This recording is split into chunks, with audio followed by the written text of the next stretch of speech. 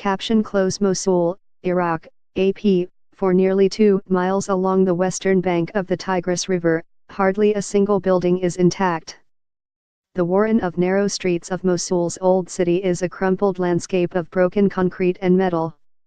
Every acre is weighed down by more than 3,000 tons of rubble, much of it laced with explosives and unexploded ordnance.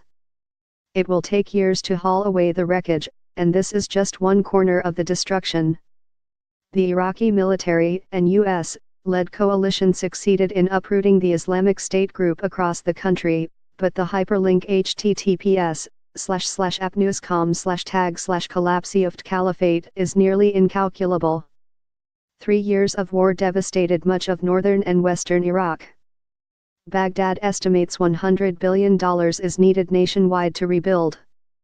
Local leaders in Mosul, the biggest city held by IS, say that amount is needed to rehabilitate their city alone. So far no one is offering to foot the bill.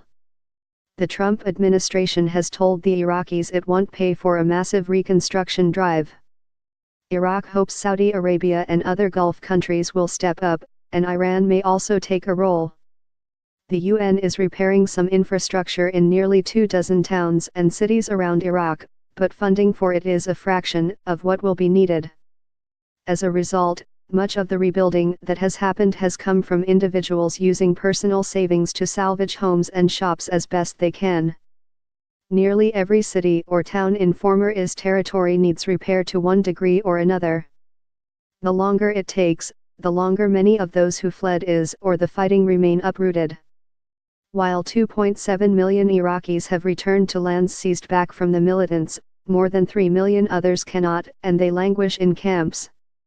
Worst hit is Mosul. The UN estimates 40,000 homes there need to be rebuilt or restored, and some 600,000 residents have been unable to return to the city, once home to around 2 million people. Corruption and bitter sectarian divisions make things even harder.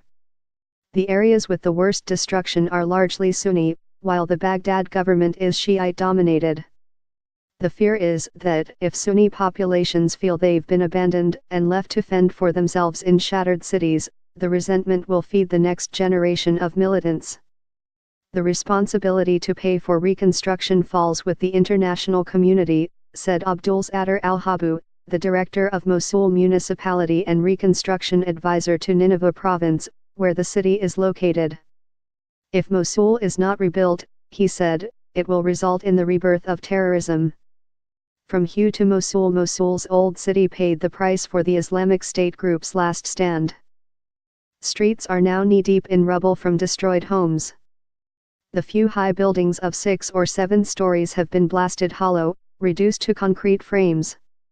Shopping centers and office buildings are pancaked slabs. Almost all that is left of the 850-year-old Al-Nudi Mosque, blown up by IS fighters as they fled, is the stump of its famed minaret. At the southern end of the district, the arcades of stone-arched storefronts in the historic bazaars that once sold spices, cloth, and household goods are charred and gutted. Eaves that once shaded shoppers look like they were hurled into the air to land as mangled metal scattered across the cityscape.